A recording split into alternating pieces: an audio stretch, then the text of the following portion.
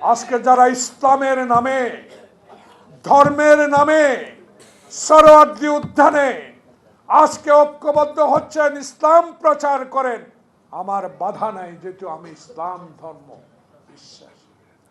কিন্তু দেশের চলমান রাজনীতিকে এই অঙ্গনে আপনারা যেইভাবে কথা বলে একটি ষড়যন্ত্র সৃষ্টি করছেন, এটা কিন্তু ওলামা দল বরদাস্ত করবে। ওলামা দল তো জাতীয়তাবাদী শক্তির একটি অঙ্গ, আরো বহু অঙ্গ আছে। বিএনপিকে আন্ডার এস্টিমেট করার সময় এখন আর নাই। ইসলাম ধর্ম প্রচারের নামে মসজিদে মসজিদে সংগঠন, ইসলামের নামে সংগঠন তৈরি করে বিএনপিকে একটা আন্ডার এস্টিমেট করার শক্তি, সাহস আপনাদেরকে কে দিয়েছে? আমাদের নেতা শহীদ জিয়া, আমাদের নেত্রী বেগম খালেদা জিয়া, আমাদের আগামীর নেতা তারেক রহমান।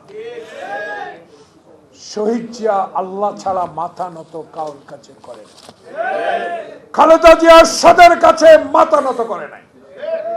তারেক রহমানের মেরুদণ্ড ভেঙে চুরমার করে দিয়েছেন, তবু সেই সাহস হারায় নাই। তাই আমাদেরকে ধমক দিয়ে একটি সুষ্ঠু নির্বাচনকে ব্যাহত করবেন বাংলাদেশ জাতীয়তাবাদী দল কখনো সহ্য করবে না। জামাতে ইসলাম, আপনারা আমাদের রাজনৈতিক বন্ধু ছিলেন,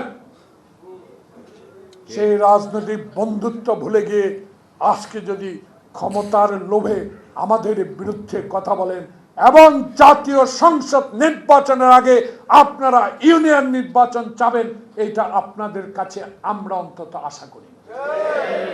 বাংলাদেশে এই মুহূর্তে প্রয়োজন 10 মাস হয়ে গেল। 3 মাসে যদি শাহাবুদ্দিন নির্বাচন দিতে পারে, 11 মাস চলে যাচ্ছে, কিসের ইঙ্গিত বহন করে?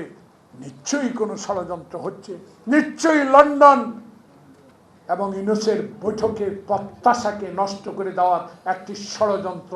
ওই 2 দিন আগের জনসভা থেকে আমরা পিয়ার সংখ্যানুপাতে যে কথা বলা হচ্ছে, এটাকে আমরা মনে করি একটা ষড়যন্ত্র, নির্বাচনকে ব্যাহত করা, নির্বাচনকে বিলম্বিত করা। যেভাবে ইসলামিক নামে আওয়ামী লীগ মসজিদে ঢুকে ইসলামিক বই পড়েছে, মরা মানুষ এবং নৃত্য করে মঈনকে ক্ষমতায় এনেছে, এমন একটি প্রক্রিয়ার সাথে এরা জড়িত কিনা সেটা ডক্টর মঈন খান খুঁজে বের করতে হবে।